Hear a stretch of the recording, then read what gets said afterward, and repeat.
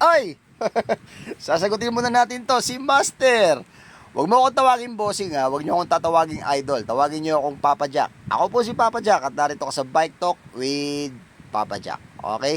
Kung bago ka lang dito sa channel natin, ako po ay nagre-review, ako po ay nagbibigay ng mga tips tungkol sa may kinalaman sa ating pagbibisikleta. Ang tanong ni Master, bossing, ayoko ng bossing, Papa Jack nga eh.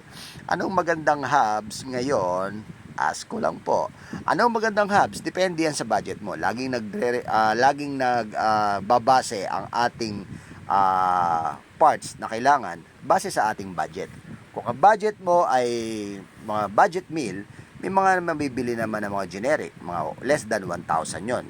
Pero kung ang budget mo naman ay mid-range, subukan mo yung Pops Pro 2 ni Pops Bike Shop. Abay, napakaganda nun. Kung gusto mo ng maingay, tunog mayaman, hindi tunog mayaman yon. Tunog bilyonaryo yon. At kahit Dragon, kahit T-Rex, hahabulin ka sa sobrang ingay. Okay, ang kagandahan pa doon, meron silang warranty kay Pops Bike Shop mismo. Punta ka lang, type mo lang sa FB, Pops Bike Shop. Okay, Pops Bike Shop, malapit yan sa Chinese General Hospital sa may Santa Cruz, Manila. Sabihin mo, pinapunta ka ni Papa Jack at bibili ka ng Pops Pro 2 na hubs. Maraming salamat sa iyo, Master. Mag-ingat ka sa pagbibisikleta. Palagi na daan, may hirapan pero gusto ko. Ako si Papa Jack. Ciao.